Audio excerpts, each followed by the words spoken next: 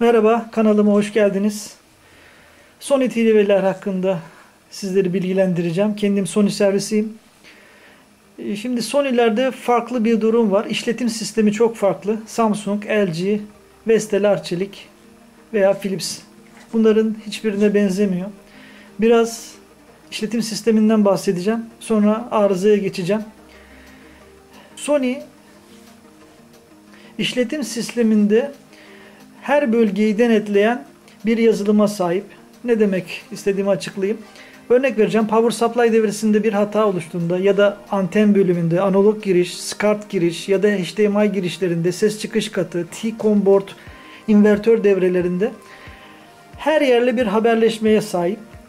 Cihaz standby'dan çıktığı anda bu haberleşme yapılıyor ve orada bir hata varsa televizyon power supply devresinden kapatılıyor.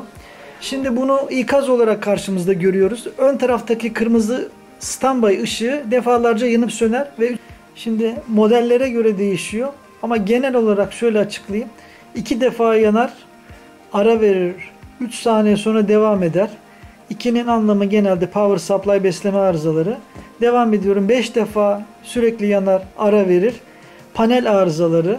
6 defa yine panele aittir. 8 defa işte sistem kontrolle ilgili anakart üzerindeki sorunlar. İşte 13 defa yandığı zaman tüner arızaları gibi çeşitlendirebiliriz. Şimdi bu televizyondaki şikayeti anlatayım. Televizyonun alt tarafı resim karanlık. Tabii hemen bariz hata belli. LED'ler arızalı. Yani şuradaki sıralı dizler çalışıyor. Alt taraf çalışmıyor. TV bu şekilde çalışırken kapanıyor. Şikayetimiz resmin altı karanlık. Sony'nin sisteminde az akım çekildiğinde ya da fazla akım çekildiğinde başta da söylemiştim sistem power supply devresinden kapatılıyor. Şimdi ne yapacağız? Bu hatanın LED olduğunu biliyoruz ama hata mesaj tablosu denilen servis modunda bir tablo var. Şimdi televizyonu servis moduna sokacağım. Bu mesajı bakalım oraya yazmış mı? Hep beraber görelim. İlk önce televizyonumuzu kumandadan kapatıyoruz. Kapattık. Şimdi kumandayı şöyle size göstereyim. Servis moduna geçeceğim. Bakalım bu mesaj oraya yazılmış mı? Servis modunu kumanda üzerinden göstereyim nasıl girildiğini. Info'ya basıyoruz. i. 5'e basıyoruz. Volüm artıya basıyoruz. Kumandanın açma düğmesine bastığımızda TV'miz servis moduna girmiş oluyor. Şimdi biraz yaklaşalım. Neler olduğunu size göstereyim. Şimdi tabloya bakalım. Tabloda Stati Info var. Buraya Stati Info'ya ihtiyacımız yok.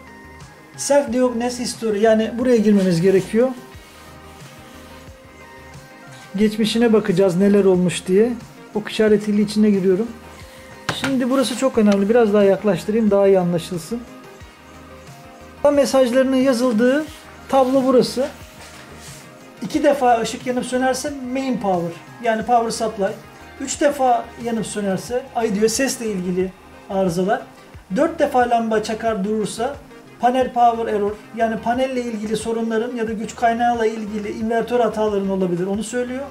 5 defa yine panelden gelen hatalar. 6 defa backlight error, yani arka ışık dediğimiz LED lambaların arıza olması halinde. Burada karşılığında hepsinde 00 yazarken şurada 6 yazdığını göreceksiniz. Televizyonun LED arızalıydı ama biz şimdi şunu öğrendik. Bu televizyonda geçmişinde defalarca LED'den dolayı hata verdiğini ve buraya yazdığını görmemiz bizim işimizi kolaylaştırıyor. Şimdi geri çıkıyorum. Bu tablo modelden modele değişebiliyor. Şimdi bu televizyonun panelini sökeceğim. Arızalı LED'lerini değiştireceğim. Ondan sonra devam edelim. Televizyonumuzu sökmeye başlıyoruz. İlk önce şaseden ayırıyoruz.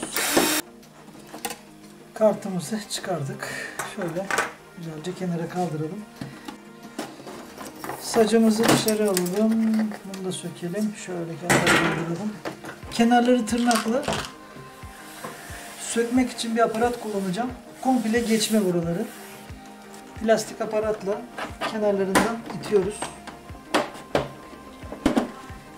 Şu şekilde açtık. Ters çevirelim.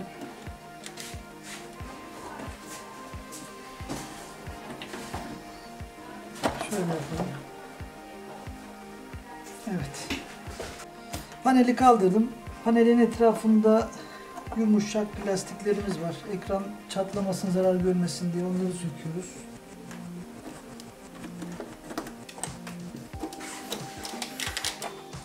Bunu kaldıralım.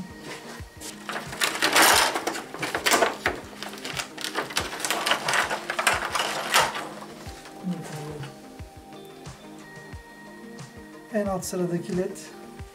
Şöyle göstereyim. Arkalarından dikkatli bakarsanız hafif renkleri değişmiş. Evet, paneli toplamaya başlıyorum. Folyosunu takıyorum ilk önce. Sonra sekmanlarını takıyorum.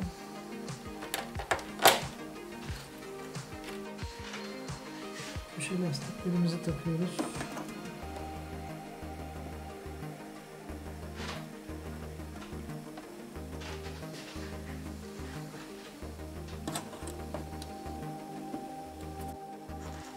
Panelimi oturtturdum. İnce ayarlar yapıyorum. Tamam. İndi.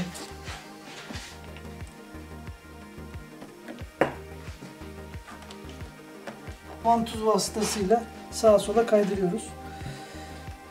Çok güzel oldu. Dış çerçevemiz.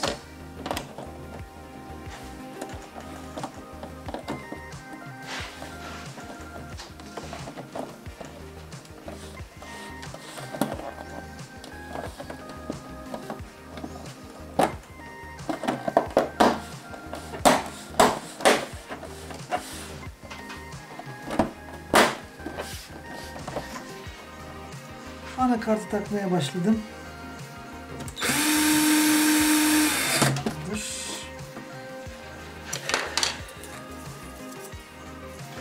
Çerçevelerimiz. Bu tamamdır. Artık çalıştırabiliriz.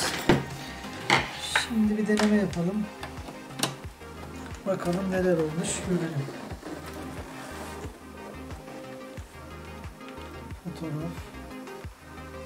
Menüsündeki fotoğraflardan birini seçtim. Gayet güzel. Alt taraf da düzeldi. Her yer aydınlık. Cihazımız çalıştı. Sıkıntı yok. Çok da güzel oldu. Televizyonumuzu topladık. Resim pırıl pırıl gördüğünüz gibi. Bütün Sony grupları için şikayetleriniz varsa, cihazlarla ilgili ya da parça tedariği ile ilgili sorun yaşıyorsanız bizlere mesaj atabilirsiniz. Gelecek videolardan haberdar olmak için bizleri takip etmeyi unutmayın. Sağlıcakla kalın.